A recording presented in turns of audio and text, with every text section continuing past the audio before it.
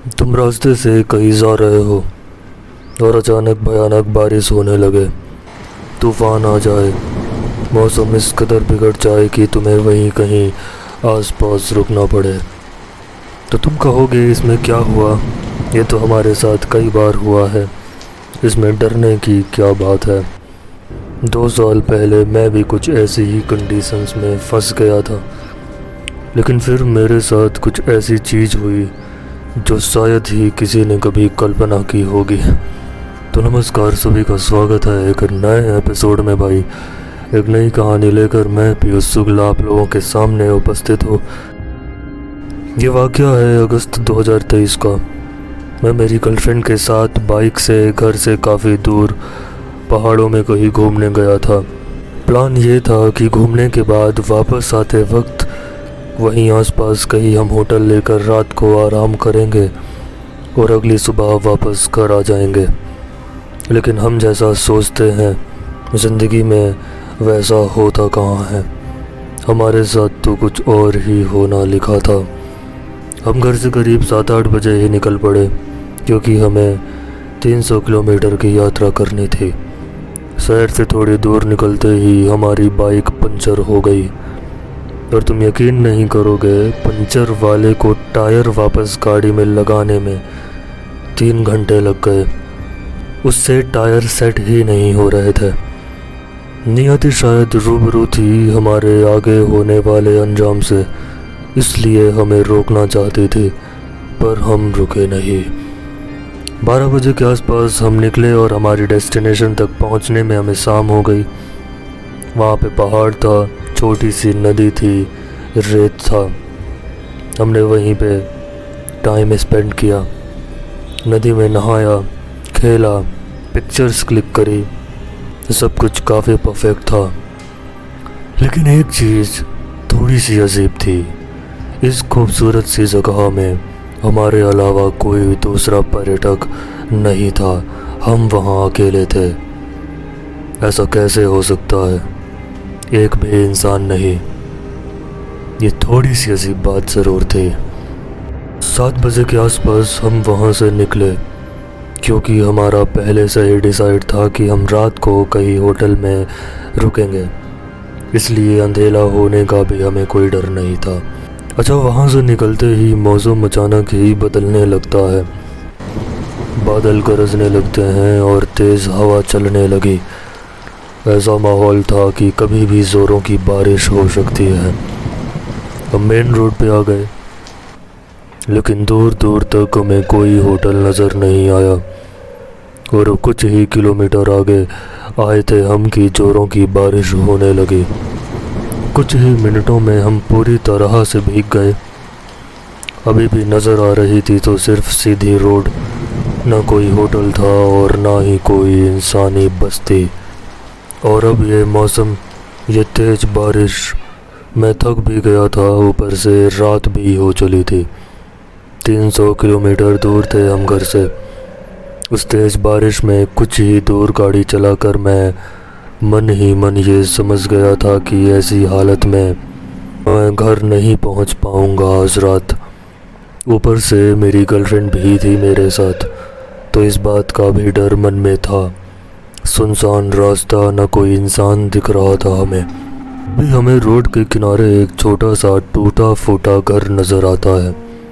हम दोनों भीग चुके थे, ठंड लग रही थी और गाड़ी चला पाना अब मुश्किल हो रहा था, क्योंकि बारिश तेज़ होती जा रही थी। इसलिए मैंने गाड़ी उस अजीब से घर के पास रोक दी। वो घर क्या था? एक कमरे का सामुदायिक स्वास्थ्य केंद्र था। अजीब बात यह थी कि जब आसपास कोई इंसानी बस्ती नहीं है तो आखिर ये स्वास्थ्य केंद्र किसके लिए खुला होगा इस वीराने में। खैर, हमें सर ढकने के लिए छत चाहिए थी, वो हमें मिल गई।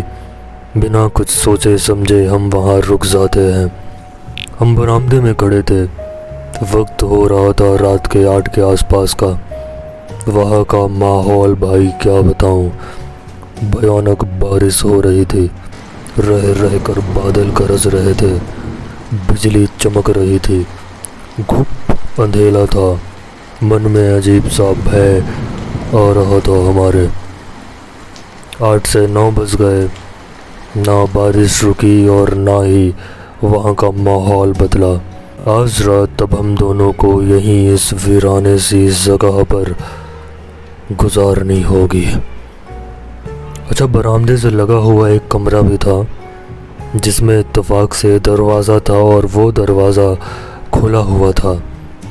तो एक चीज़ सही ये हुई कि ऐसे खुले में रात नहीं बितानी होगी। एटलीस्ट दरवाजे के अंदर कुछ तो सेफ फील करेंगे। 10 बजे के आसपास हम लोग उस कमरे के अंदर चले गए। मैंने बाइक भी कमरे के अंदर ले जाकर खड़ी कर दी। जब मैं बाइक लेने रोड के पास गया तो मुझे पता नहीं नज़रों का धोखा हुआ या क्या हुआ, मुझे ऐसा लगा जैसे रोड के उस पार से कोई मुझे निहार रहा हो। मैंने दरवाज़ा अंदर से बंद कर लिया। अब जाकर थोड़ा रिलैक्स फील हुआ मुझे। हम जहाँ पे बैठे थे ज़मीन पर, उसके ठीक सामने एक खिड़की थी जो टूटी हुई थी और वो खिड़की सड़क की तरफ खुलती थी। हम दोनों बैठे थे। बैठे ही बैठे कब आँख लग गई पता ही नहीं चला। तभी मुझे मेरी गर्लफ्रेंड उठाते हुए कहती है, तुमने वो आवाज़ सुनी? इनसे जागते ही जब मैं नॉर्मल हुआ तो मैंने भी वो अजीब सी डरावनी आवाज़ सुनी, जैसे कोई कुछ बोल रहा हो। सच कहूँ तो आवाज़ को सुनकर मेरा कलेजा कांप गया था। मैंने फिर भी हिम्मत रखते हुए उससे बोला, कुछ नहीं है, किसी जानवर की आवाज़ होगी, सब ठीक है। और तभी मेरी गर्लफ्रेंड डरते हुए कहती है, वो खिड़की के पास कौन खड़ा है? ये कहानी सुनाते हुए आज भी मेरे रोंगटे खड़े हो रहे हैं। जैसे ही मैंने खिड़की की तरफ देखा, खिड़की के बाहर एक औरत की परछाई नजर आई जो खड़ी होकर हमारी तरफ ही देख रही थी। मैंने डरते हुए ज़ोर से बोला, कौन है वहाँ? कोई जवाब नहीं आया। वो अभी भी उसी पोजीशन में खड़ी थी। तभी बिजली चमकती है और उसका चेहरा हमें नजर आता है। बाहर साक्षात एक डरावनी चुड़ैल खड़ी थी। लाल साड़ी, लंबे बाल और खतरनाक चेहरा। बस एक सेकंड के लिए वो भयानक दृश्य हमें नजर आया। मैंने मेरी गर्लफ्रेंड की आंख बंद कर दी। वो डर कर रोने लगी थी ये सब देखकर। मेरे भी हाथ पैर कांप रहे थे। डरते हुए मैंने मोबाइल की फ्लैश लाइट ऑन करी तो देखा वहाँ कोई नहीं था।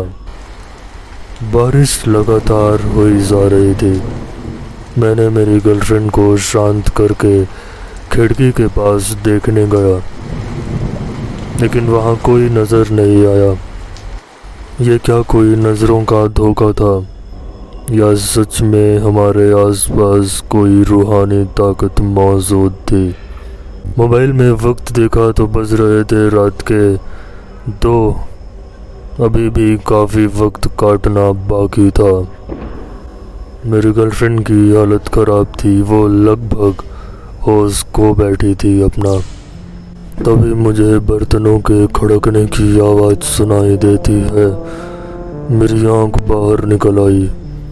इस वीराने में, बारिश के मौसम में, आखिर रात के 2 बजे बर्तनों का खड़कना बड़ी अजीब बात थी। मैं डरते हुए दरवाजे के पास गया। दरवाजे के बीच में सांस थी जिसमें से बाहर देखने पर मैंने देखा कुछ औरतें बरामदे में बैठकर खाना बना रही थीं। बर्तनों में रखा हुआ सामान जब मैंने देखा तो मेरे होश ही उड़ गए। बर्तनों में मलमूत्र रखा हुआ था बड़ी मात्रा में। हे ईश्वर, ये हम कैसी अजीब सी भयानक जगह में फंस गए थे आज रात। एक पल के लिए मेरी पलक झपकी और अगले पल ये लोग गायब हो गए। सारी रात रह रहकर अजीब अजीब चीज़ें होती रही।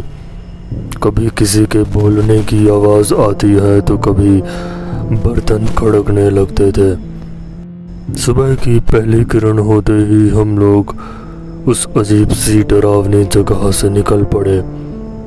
आज मौसम साफ था और 3-4 घंटे के अंदर हम अपने घर आ गए। कल रात क्या हुआ हमारे साथ? वो लोग कौन थे? वो औरतें खाने में इतनी गंदी चीज़ क्यों बना रही थी? क्या वो जगह चुड़ैलों और भूत पिशाचों का डेरा था? खिड़की के बाहर खड़ी हुई वो औरत की परछाई किसकी थी? किसी भी सवाल का कोई जवाब नहीं है। लेकिन उस रात हम दोनों डर के उस साए में थे जिसका खौफ हमारे अंदर जिंदगी भर रहेगा।